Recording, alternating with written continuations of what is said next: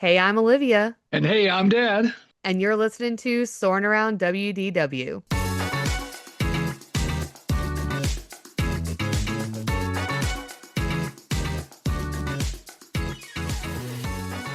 Hello, flight crew. We are back from our Walt Disney World adventure, and for the next 2 weeks, we will be taking you along with us on our journey through the parks. Today's episode is going to be with Dad, and then next week, Maddie will, Lord willing, be joining me to talk about the rest of our trip. For those of you who have officially joined the flight crew on our Patreon, there will be a bonus mini episode coming up with Eiley on there, where we talk all about her favorite parts of the trip. If you missed our pre-trip episode, we talked about our trip to Walt Disney World. That was from March 4th through the 8th. We stayed 4 nights at Art of Animation Resort for the very first time and had 3 total park days at Hollywood Studios, Epcot, and Animal Kingdom with a resort day as well. Dad, are you as sad as I am that this trip is already over? Yes, I definitely waited for that for a few months, and yes, I am sad it's over. It goes so quick. It's like anything, right? You look forward to, and the day goes by like Christmas Day or a Yeah. birthday or something. But yeah, it. I am sad, and I'm hoping we can do it again in the future. Yes, definitely we'll do it again in the future. So today, since Dad is with me, we are going to focus on our day together at Hollywood Studios, which technically was day 3 for us, but was our very first park day. We'll also hear a little bit about his resort day and second day as well. And in the pre-trip episode, we talked about our plan for rope drop through Fantasmic. I want to start off by saying that this day ended up being a little different than originally anticipated.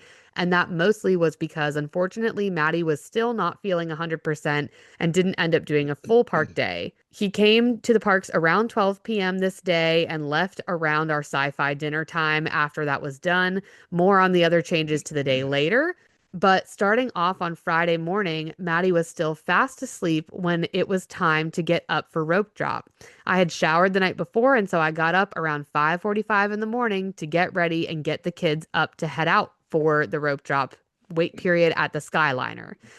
The kids were such troopers, and honestly, 6 a.m. is not an abnormal time for them to be up and moving at our house on a regular basis, plus the excitement of going to the parks. So we ended up leaving the hotel room around 6:30 in the morning. We were the second people in line for the Skyliner from our resort, and technically we ended up being the first people in line because the people in front of us had a husband who went to the bathroom and did not get back in time for the Skyliner to start moving, which was a big oopsies on his part. We boarded the Skyliner at 7:20, so it opened just a few minutes before expected. Usually it's about an hour before early entry, and we headed over to Hollywood Studios. I have to say, if you want to be ahead of the game for early entry, you really do need to head to the Skyliner at that 6:30 time. Pop had already about 6 families there waiting as well on their side to get onto the Skyliner. And my next tip is don't overpack. I for sure did. And if Maddie had been with me, it would have been fine. However, I had my backpack, Eiley's backpack, Dad's birthday gift, our photo frame to sign, and our park bag. So I should have left the park bag with Maddie to bring over. But honestly, I had no clue what time he would be making his way over, and I didn't want to be missing something. So we got to security as soon as we got off the Skyliner, and unfortunately, our bag dinged. I thought I had figured out the night before how to take out the umbrellas, cups, and everything that kind of set off the alarm, our charging bricks for our phones, but I forgot that the iPad was in the bag, which ended up being what set us off, apparently, according to the cast member. And I really didn't need the iPad, but I wasn't sure how Blake was going to do while we were waiting on the Skyliner. We never pulled it out of the bag the entire day. So we literally wasted about 10 minutes for them to search through all of these very full bags. But again, as I've stated in prior episodes, I'm grateful for security and the job that they do to keep us safe. And overall, it's much quicker at Walt Disney World security than it is at Disneyland. So I do appreciate them. The weather was cooking. At this time of day, it was nice, but we did end up having a pretty hot day with minimal breeze, and we found ways to stay cool, but it was a warm day. But as Dad and I said, we'd rather have a warm day than a really cold day at the parks. So, Dad, tell us, what time did you end up leaving your house to head over to the parks from Bradenton, and what time did you get up that morning? Well, we were up about 5 a.m. We're only about with traffic, we thought about 2 hours from the park at the most, even with traffic. I have a couple of retired racing greyhounds that had to go walk and feed and do all that stuff before I left, so I took care of that early on. Um, we ended up getting out the door right around 6:30 a.m. So I thought we were in good shape to arrive there at the parking lot at 8:30. But sadly, the traffic on I-75 and I-4 was a bear, was new, right? Of course, it was on Friday. People going to work. Weekends normally are a little bit better. Sunday mornings are really good, typically compared to weekday, but that's fine. We pulled into the Hollywood Studios parking lot at about 8:40 a.m.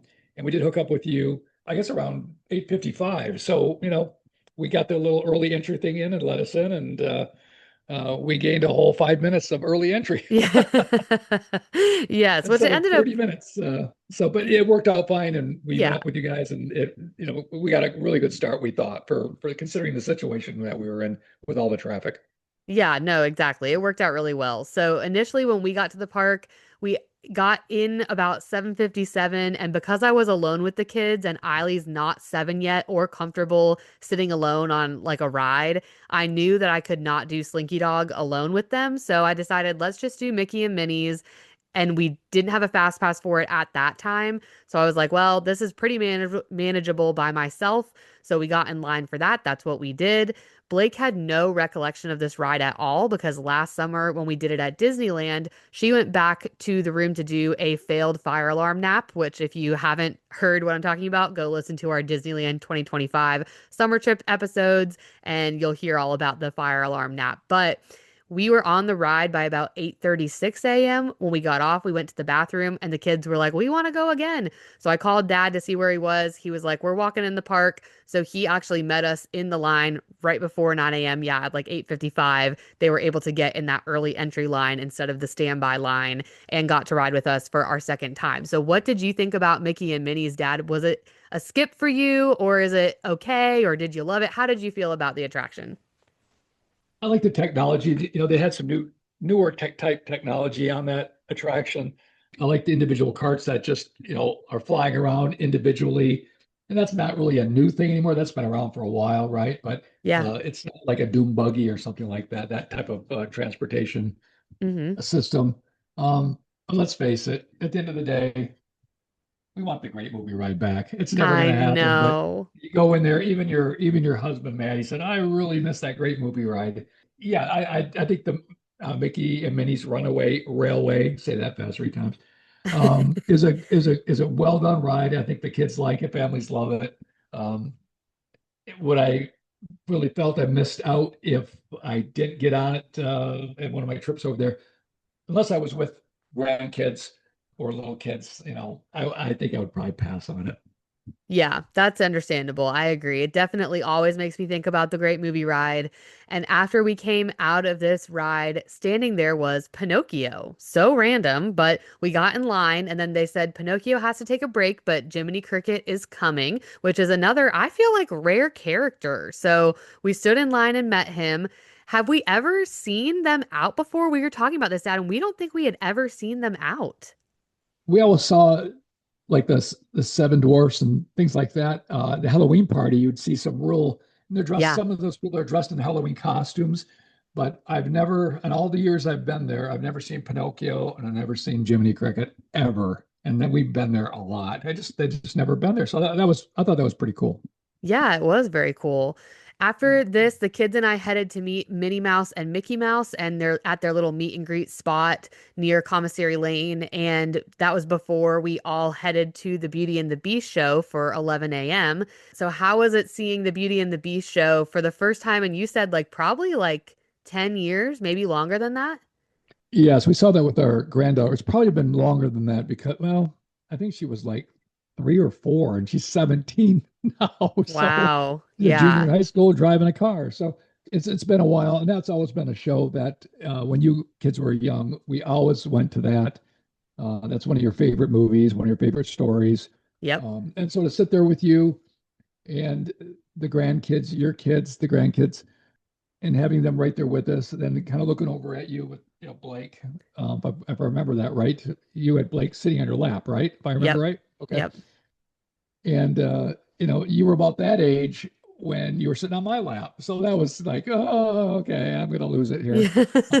And Doreen and I, my wife Doreen and I both got a little teary-eyed through that because it was a I know all the songs, I've seen them many times, but it'll always be special. I can see why it's hung around for so long. There's no question.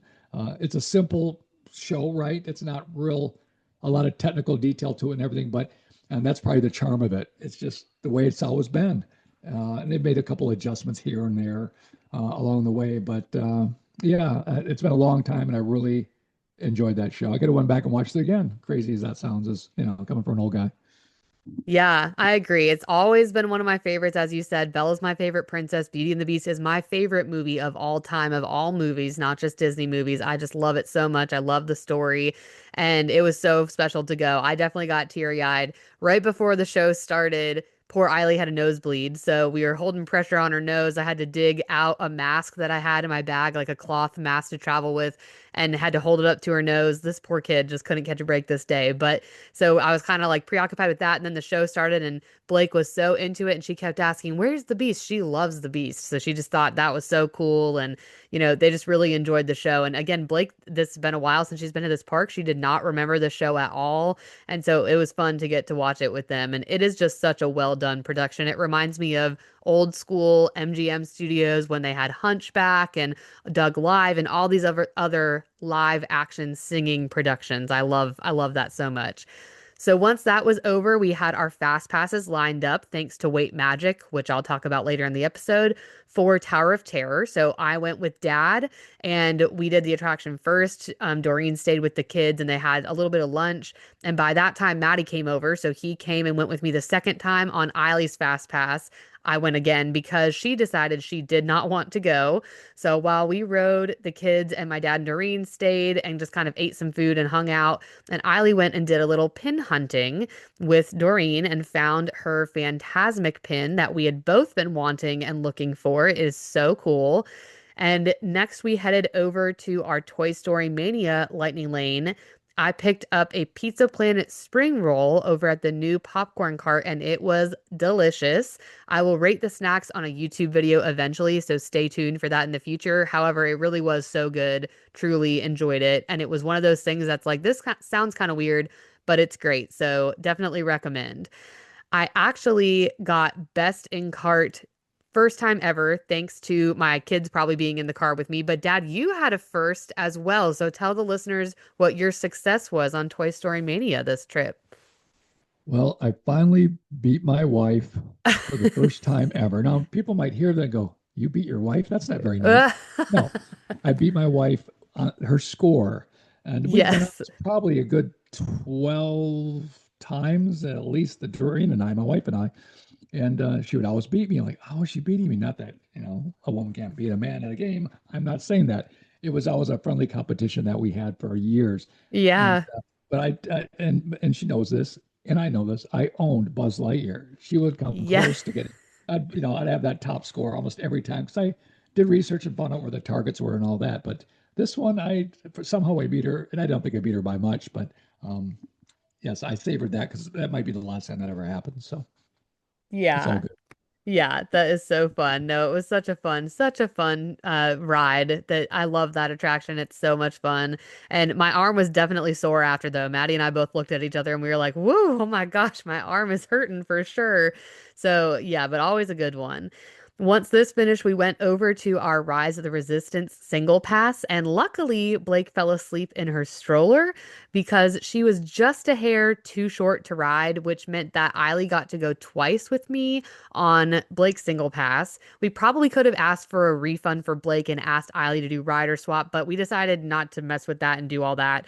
So we decided to do that. So Eiley got to go twice. But Dad, this is an attraction you had only done one other time before. Is that right?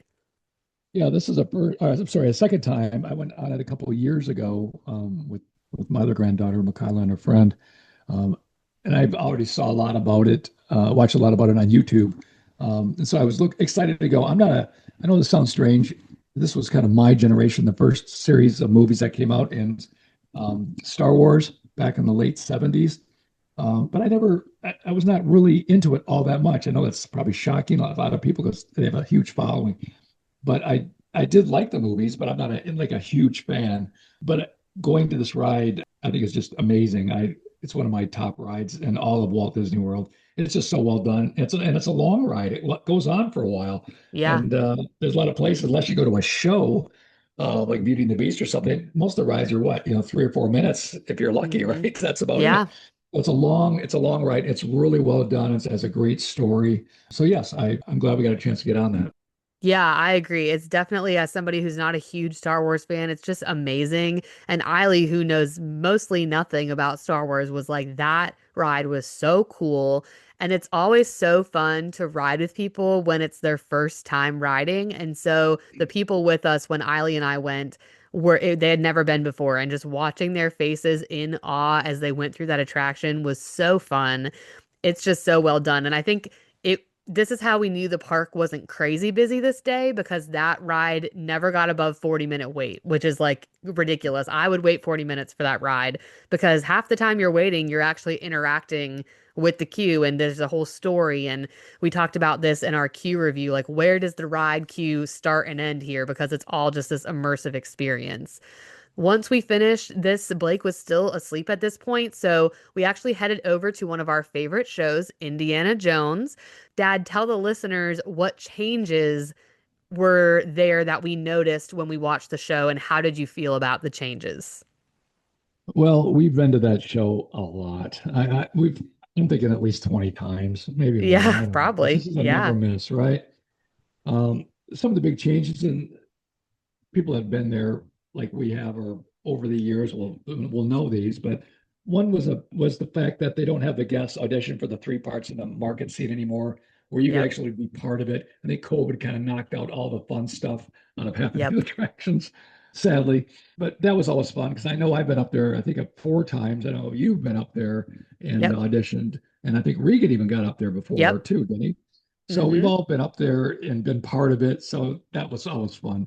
Um, there's no boulder. You talk about that a little bit here, but we know that was a bit of a problem here not all that long ago, where the cast member jumped in and kind of saved the day there. Of course, they definitely hurt a little bit, but hopefully he's doing better.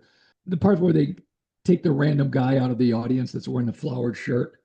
Oh yeah, we got to find. Oh, there he is because he's wearing the flowered shirt because they have to find him out there in the crowd. He Yep. has a obnoxious Florida flowered shirt on or Hawaiian shirt on, right? Yeah. And he comes down there, and I missed that because he comes down, and then the lead actress, who's help me with the name of the Karen gal, Allen, right? Karen Allen.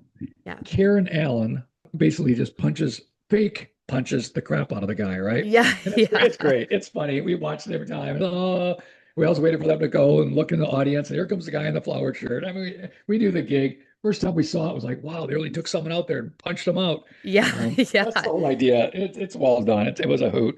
Um, let's see. We did not see one of the bad guys get basically punched off the ladder.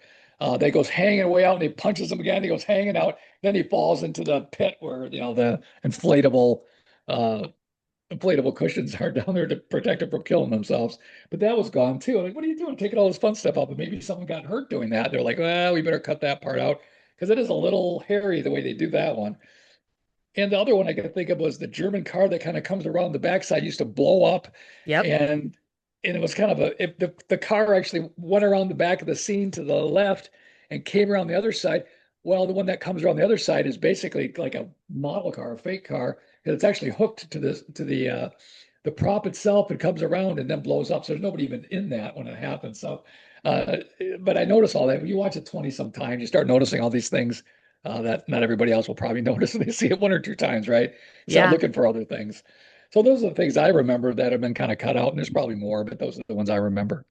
Yep. Yeah, I know you're exactly right. That's what I noticed too. And they did come on at the beginning of the show and say this is going to be a modified version of the show. We're not able to do the full show today due to some safety concerns. And we thought the boulder, we knew that was probably going to be the case. But then it was more than that. It was like the second scene was cut in like a third. It was like very short compared to usual. And then the ending scene, thank goodness they ended up doing the entire thing, so that was good. We got to see the whole explosion scene. But yeah, it was a lot different. I'm definitely worried after seeing the show in its new form now that we'll be losing this show soon. I know we talked about this in our pre-trip episode. They're still investigating the Boulder situation. Since they had gotten rid of a lot of other stunts, I think they're kind of looking into all kinds of safety concerns or something of that nature. And it really just made the show less exciting. I mean, I'm sure if you hadn't seen it before, it still was really cool, but they changed a lot. So this might be our last time seeing it. If it's gone, time will tell, which would make me so sad. I love it. I really hope that they don't get rid of it. But as we talked about in the pre-trip, it has such a big footprint, such a huge space that they could use for something else. So we'll see what comes of it. That made me sad. At this point, Blake woke up, so we headed back into Toy Story Land for our Slinky Dog Lightning Lane multipass. She just hit 38 inches a few months ago, and so this was her very first coaster ever. She's not done Barnstormer, she's not done Mine Train. This was her first one, and she loved it. The video of her riding is absolutely hilarious. I recorded her the entire time, but she came off and, of course, wanted to go again. But we were like, nope, we're not standing in that hour plus line in the heat. That is not happening. Dad, you rode with Blake on the alien swirling saucers. How did she do? I thought she did a great job. And it's, she's 3, right? Yeah. She's 3. That's young, and some of those rides can scare a lot of kids, but she loved it. She was really good. It was fun. She was real wide-eyed and smiling through the whole time and just kind of laughing. And we were kind of watching you take pictures of us. I know you're shooting, trying to Yeah. film us going around and whipping around. But to be honest with you, if I wasn't there with again grandkids, I would probably pass on that. But I would take the spinning barf cups any day, which we always refer to as spinning teacups, the spinning barf cups, because sometimes people get sick on those. I think it happens probably quite a bit. But anyway, I was like the spinning teacups only because it's kind of a Disney classic that was there since 1955 at Disneyland, and it's been hmm there forever. So I always like the nostalgia of the spinning teacups. These days, I really can't really get that thing whipping like we used to. I try, depending who's riding with us, I guess, but Yeah. it's a lot of fun. So yeah, Blake did great. Okay, good. Yeah, it is a lot of fun. I also prefer the teacups for sure. The when we got off this ride, I was like, whoa, this whips you around a lot more than I would remembered. And I'd never loved that ride, but the kids like it and they like that the music is from the ride. They have that little kind of overlay instrumental music versions of some of the songs from the movies that we love, Toy Story. But otherwise, yeah, I definitely wish they would have put something else where this attraction is. Right, So right. then it was time for our dinner reservation. And unfortunately, it took about half an hour for us to get seated. So that is one downside to reservations for me. And I'm going to shout out our friends on Happily Everett After podcast. They shouted us out on their podcast. They're trying to decide what to do when they go to Hollywood Studios. And they brought up sci-fi and how their son would love it. But the one downside to sit down reservations for me is you don't always get seated quickly. And then it feels like sometimes like a waste of precious park time. However, sci-fi is such a fun experience for everyone, but for the kids especially. They had never been and they loved it. They thought eating in the car was so cool. You're in this, they've got this big movie screen. And even though it was funny, the whole time all the movies were playing, we were like, this is a little weird. And it was weirder than we remembered. But yeah, it was funny. They weren't scared of any of them. They just all thought it was kind of silly. So I do recommend sci-fi. I think if you have the time, if you're it's not your only trip ever to Disney, it's worth it. And it was a good experience, even though it took us a little while to get seated. So, Dad, tell the audience a little bit about our server and what did you think overall of the food and experience here? Well, our sci-fi server is the same one that Doreen and I and Mikhail and Morgan had 2 years ago. We're like, I remember this guy. He was just cracking jokes. He was very attentive. It was a really good Disney waiter or server, whatever you want to refer to them as. And he was also from Michigan originally. So I thought that was kind of cool since we're all from Michigan Yeah. back in the day, right?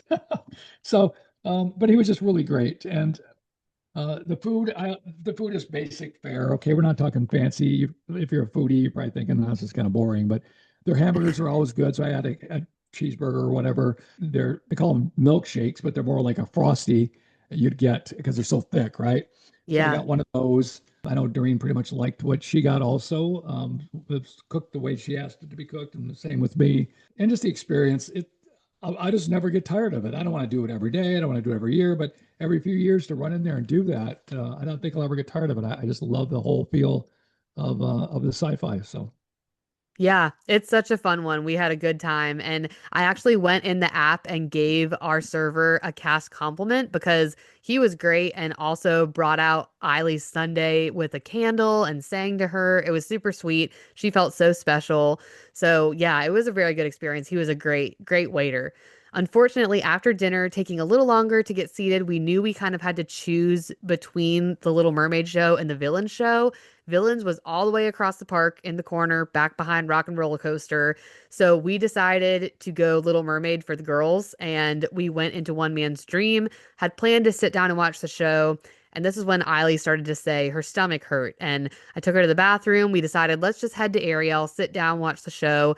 In the show, she looked at me and they ended up separating us because we were kind of coming in on the tail end and we sat down and a cast member said, "You're in the handicap seating. You can't sit there." So then they moved the girls and I, and Eiley looked at me and said, "I really don't feel good. My stomach hurts. I feel like I might throw up." And I was like, "Oh no."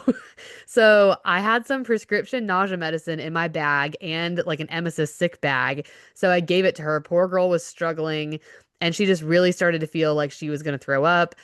And nothing happened there. We got out of the show. Weight Magic had actually pulled a lightning lane for Mickey and Minnie's Runaway Railway, and Blake really wanted to go back on. Eiley was like, "I feel so I want to go. Let's go." And once we scanned in our lightning lanes, Eiley was like, "Never mind, I can't go." And so I looked at you and said, "Do you want to take Blake on the ride with you?" And you were like, "Sure." So you guys went on the ride. So did she do okay on this one, Dad? yeah, she was great. I know I carried her all the way through most of the queue. Yeah. Um, and then she didn't, not that she had to be that, but I was just getting kind of tired a little bit. And of course, anytime carry around a little granddaughter, a little 3-year-old granddaughter, it's special, right? 'Cause I don't see her as much as I'd love to, but she loved it. The only time that she got a little scared or the noise was a little loud was when the train crashes in the pre-show. She put Yeah. her hands over her ears, like, oh, she knew it was coming. Yeah. Now she's been on the ride a few times. And the time where there's the tornado scene. We're going Yeah. through the tornado scene. It kind of scared her, so she put her hands over her ears so she couldn't hear it and closed her eyes a little bit. And once we got past that, she was all fun and smiley and enjoying the whole thing. And kind of, you know, so it was fun to watch her enjoy that attraction. But she was great on it. Okay, good. Yeah, that ride is a little loud. So heads up if you've never been before, it is a little bit loud. So if you have ear covers for your kids like I used to when they were little, that would be a good one to throw them on them because it can be loud. Eiley decided at that point she wanted to go back to the hotel. She felt that crummy, which means she really must be feeling crummy to Miss Fantasmic. So Maddie came back on the Skyliner to get her. Dad and Doreen kind of took her with the stroller to meet him at the front of the park. And Blake and I headed to Fantasmic to try to find a seat. Luckily, Dad and Doreen made it back on time because I was a little nervous. They were like, "If your party's separated, don't come in." And I was like, "Well, we're going to come in anyway." So we figured it out. They found us. We all got to watch the show and as always was so special. So what did you think about Phantasmic Dad and how was watching it together after all of these years? Well, again, much like Beauty and the Beast, it was the same kind of thing. You get a little teary-eyed. I know Doreen did too, she said. And it's just one of those shows that I know I kind of sat forward on my seat for a while there, just kind of taking all things. I just wanted to look, like watch all the things that I remember because I haven't seen it in quite a while. But once it starts rolling, you know all the songs, you know how it goes. We've seen that so many times. And I know your brother Regan, that was his favorite show, hands down, Yeah. when he was a little kid. Still is today, I'm sure, much Yep. like it is for you and me. I just think it's so well done. And whoever the Imagineer that put that together should hopefully give her or him a big raise because it was just so well thought out and it's so well attended. And I guess it's considerably better than Disneyland's from what you've told me, right? It's just Yes. a bigger I think stadium, so. bigger experience. It's just bigger, right? So Yep. yeah, it was great. I think the first time we saw that together, it was probably 25 years ago, easy, maybe even Yeah. more. So it was a Yeah. long Yep, exactly. Yeah, it is very different than Disneyland. I mean, the premise is the same, but there it's on Tom Sawyer Island, so you have to sit by the rivers of America on the concrete, which these chairs are not that comfortable. The benches are pretty hard, but the floor is pretty hard, so don't love that. And I'm not gonna lie, I was super emotional about this going in the days ahead. I said on the pre-show, I'm probably gonna cry, but between Eiley feeling bad and having to miss it, and then we unfortunately had some people in front of us that literally stood up at the end when Mickey's up on the mountain, the best part, and just stood there. And the lady's like looking around on her cell phone, like for no reason. I was so annoyed. I actually said, like, excuse me, either sit down or leave. And the lady just looked at me like I was crazy, didn't move. Her family sat back down, but she stood there until right before the very end. And that sort of thing drives me crazy. So, PSA people, do not do that. Do not be that person. Stay until the end of the show because you're not going to win anything by leaving right at the end. And it's the absolute best part of the show. The Some Imagination Hunt change is 10 out of 10 the best part. So just don't leave. You're ruining it for everyone around you. It was very frustrating. So I did not cry, mostly because I was so mad at this lady. But Blake was hilarious. At the end, we were walking out. And she was so confused. It was really cute. She was like, wait, is Mickey dead? Where did Mickey go? And I was like, no, he killed the dragon. He saved the day. He's okay. And she was like, okay, good. He just went to sleep. We're going to go to sleep now, too. I think she was like getting a little loopy. So I don't know why her brain went to something bad happening to Mickey. There was a lot happening in that show. And I know you even said, Dad, like, that was pretty intense. Like, kind of forget how intense that gets with all the villains, right? Yeah, the villain scene always freaked me out. Yeah. And not personally, but I'm thinking about you as kids and all the kids in that whole stadium seeing all these, that villain's part on the waterfall. Like, holy moly, then the dragon comes out throwing fire all over. Yeah. It's super cool, right? I mean, It it's is super cool. cool, Yeah. Yeah. but you can traumatize kids probably for their whole lives if they're not careful. So, And that is funny. I think we've said this before, like that Regan loves it so much, but as a kid, he was terrified of everything. So I like it's funny that he loves that show so much, but it is intense when the villains are morphing into each other and laughing and doing their evil. I was like, whoa, I've seen this 100 times, but watching Blake watch it, I was like, oh, she's she's definitely like, huh, this is a lot. So Blake and I headed to the Skyliner and I held her the whole way there. But she actually perked up as soon as we got on the Skyliner. She wanted to look around, and then she walked at the exchange and walked the entire way back to the room. I guess that Sunday kicked in for her at this point, and she was on some sugar, on some like definitely loopy, slap happy tired, was singing Akuna Matata as we were walking through the Lion King section of the resort. It was cracking me up. So after this, though, you and Doreen drove to your hotel. So how was the place that you stayed? Would you stay there again? yeah, we like I guess the best price. We liked the price. It was only a couple of $100. The location was great. It was right outside of downtown Disney. It is a Disney hotel, so you get early entry. It didn't work so well for us, but that's all another story. That wasn't any fault of Disney's.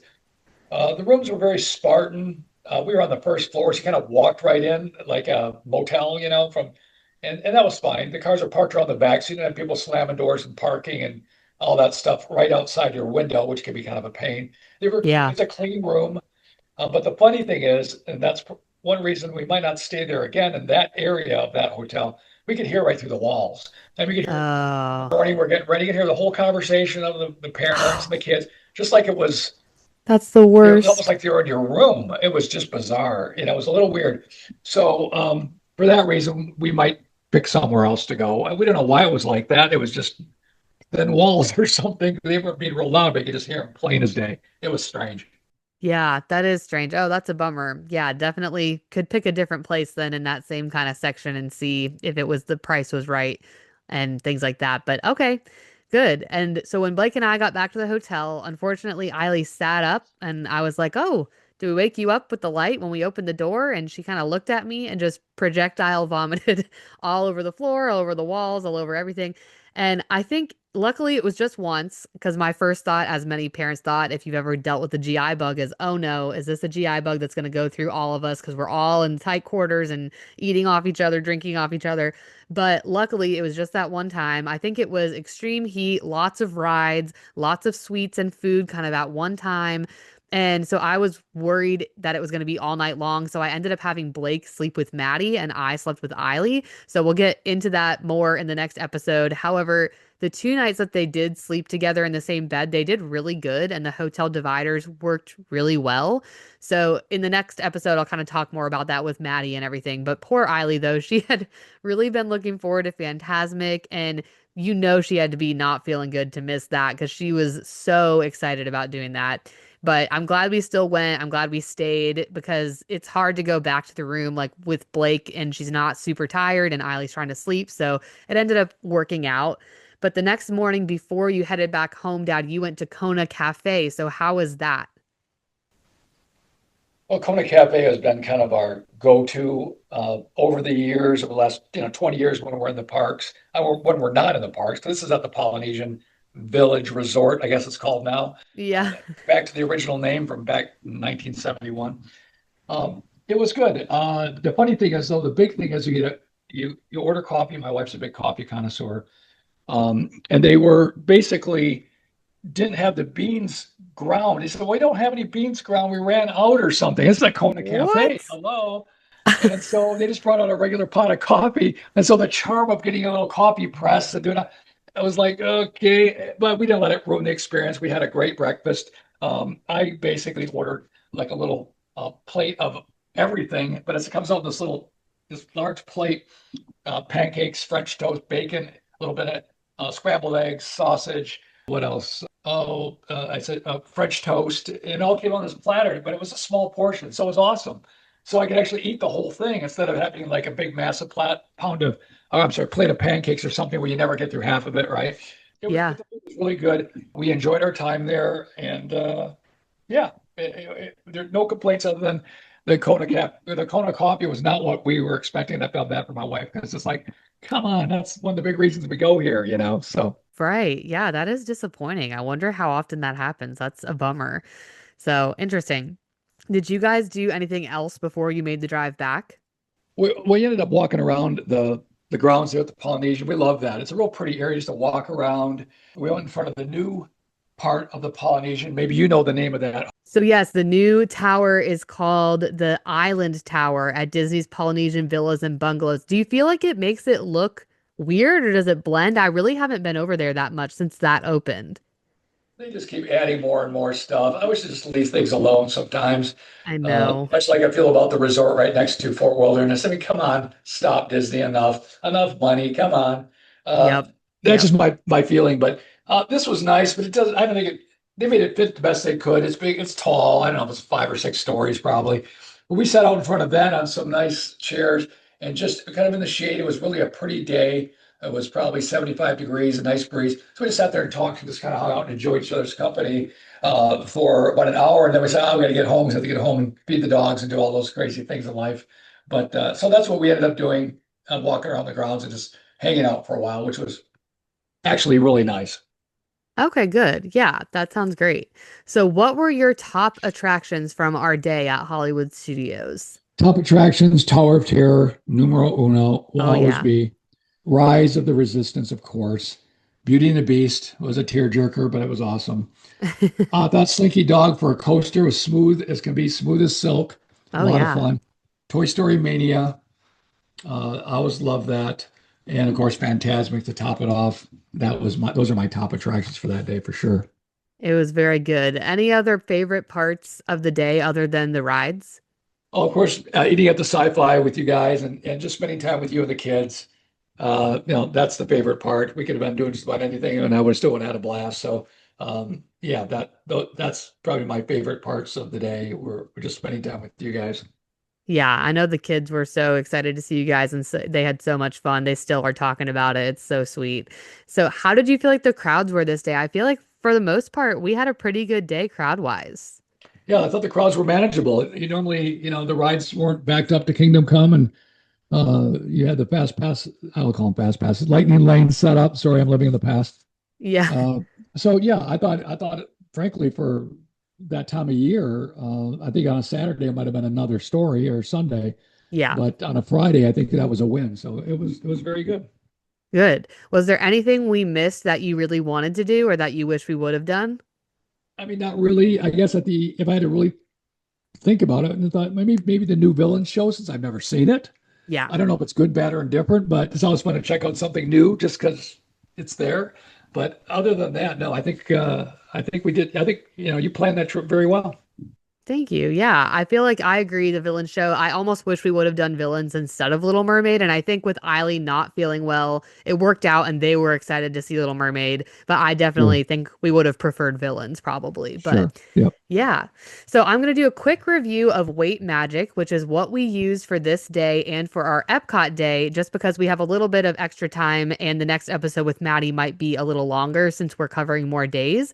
So for those of you who might have missed this in our pre-trip episode, I decided to try a new Lightning Lane booking system called Weight Magic. There are other things out there like this, including this popular Standby Skipper, which has been around for a long time. I have never used a service like this, mostly because I know the Lightning Lane system and have had pretty good luck doing things by myself. However, the huge plus to using Weight Magic is that it allows you to be off your phone as much as you would be when compared to how you would be when you're doing lightning lanes yourself. I still booked some things myself, but when I couldn't find something, I would use Weight Magic to help us look for it. And I do want to clarify, I was under the impression that this was an app. So in the pre-trip episode, I called it an app, but it's actually just through the Thrill Data website. You can get different pricing for this. So they have a $70 for a year package. If you're an annual pass holder, that would be very worth it. $45 per month, weekly for 30 and 2 days for 20. We paid for the weekly so that you could set it up ahead of time and use it for both days of our trip. But otherwise, monthly would probably be worth it too if you have a longer trip. And it's just a one-time fee for your whole party. So it's not per person or anything like that. So honestly, very reasonable in my opinion. On our Hollywood Studios day, I do really think that this was worth it in particular. It allowed me to get Dad and Doreen's lightning lanes lined up with ours because they couldn't book theirs until 3 days before we could do ours at 7. It helped us book a later Little Mermaid show, which we ended up not needing, as well as scooting up different lightning lanes to earlier times throughout the day. To sooner times or times within a certain time frame. The caveat is you really need to purchase it and set up your group before you even want to select your lightning lane. So that process was a little tedious. The day that I was trying to do that, I was calling Dad on the phone like, "Help, I need access to your account. I need access to Doreen's account. Click this button, do this thing." So if you're not the owner of everybody in your party, it's a little bit cumbersome, so to speak. So I also don't think I took enough time to 100% understand how it all works ahead of time. I probably should have done better research. There's not a lot of instruction on how to use it on the website. It's a little confusing, even for someone like me that's familiar with the Disney app, familiar with the Thrill Data website, and pretty tech savvy. But they do have a Facebook group that I highly recommend you join. You can join it even before you purchase and just watch the questions that other people are asking and the answers, and that really helps a lot. Some people also post videos kind of walking you through the process, which was helpful. And their support team through Facebook Messenger is extremely responsive. Like usually within minutes, they're sending you a response back. So in the future, if I was going to use this again, I would do more research earlier on to find out how to use it better. That was really on me. But on very busy days or with very large parties, I don't know how much it would be able to add on for you. Our Epcot day, the next day, which was Saturday and the first weekend of Flower and Garden Festival, was not quite as successful with it, but it wasn't horrible. We still got things, done that we might have not been able to do without it. So we won't be back for a regular park day in the parks where I think we would need this until next year, probably. The rest of our trips this year wouldn't be applicable. We're going to Paris, it's not applicable there. And then I'm going with Regan for every ride, so we won't really need it then. So it's, just a little bit more for if you're going on like a regular park day for a more routine thing. Dad, overall, what did you think of the lightning lanes we had booked for our Hollywood day and anything that you wish was different about the system that they have currently, other than the price, of course? We all wish it was still free. Yeah, we got spoiled, having the fast passes, the paper fast pass. I think I got to be a master with that because we did it Oh, so much yeah. and had it all figured out ahead of time. And we knew where to go and how to kind of keep all your rides in one area. And we just got real good with that. But yeah, you have definitely become a lightning lane magician. You've got it figured out. You and Regan both are really, and I think a lot of it has to do with your challenge runs you've done, has Yep. really taught you how to use it and understand all ways that you can maybe get around certain things to try to make it work a little better for you. A lot of things, a lot of people just will never know because you just had so much experience with it, and had experience with it in times where you had to think really quick to try to figure out what you're going to do with the challenge run. So I think that just helps you book these kind of things, and just it just goes really well. So yeah, I think you've done great, and it was a lot of fun. We really enjoyed it. Good. Yeah. No, it was a great day. I'm really glad the weather held up for us. Even though it was hot, it didn't rain a drop, actually, our entire trip, which is crazy in Florida. So we were really grateful for that. We were really grateful that everything with the crowds was manageable and worked out really well. Honestly, this weekend in March is like such a good time to go. We had good luck last year too, and it's not quite spring break time, but it's past the like winter break, Mardi Gras, President's Day crowds, marathon, like the Princess Half Marathon crowds was like 2 weeks before this or the week before this. So yeah, that all like worked out very well for us. So definitely a great day and looking forward to doing another day in the future. That will be fun. But that is all for this week. So just wanted to mention that we have started our March Madness brackets that started this past week. So if you want to participate, head over to Instagram in our stories. We are posting a few times a week in the stories, I believe on Mondays, Thursdays, and Saturdays. And we are matching up parks of the past edition attractions and experiences. So make sure you vote for your favorites. I can't wait to see which version or experience wins. It's going to be really fun. So I've enjoyed doing that. I know people get really into it. So it's a fun little thing to do. Even if you don't like sports and you're not into March Madness, then go ahead and participate in the Disney version of the brackets. But that is all for this week. Thanks, Dad, as always, for joining me, and we will see you next time. See you next week. Hey, thanks so much for listening. If you enjoyed today's episode, be sure to give us a follow on Instagram at Soarin Around WDW Pod, where we share fun reels, throwback photos, and dive into weekly polls and debates. If you're listening on Spotify, be sure to follow and hit that 5-star button. If you are over on YouTube, subscribe and leave us a comment as well. If you're listening on Apple, a 5-star rating and a written review would mean the world. You can also now support the show through our Patreon at patreon.com/Soarin Around WDW podcast by becoming a free or paid member and finding exclusive content and bonus episodes and videos there too. Thanks again for joining us. Catch you on the next flight.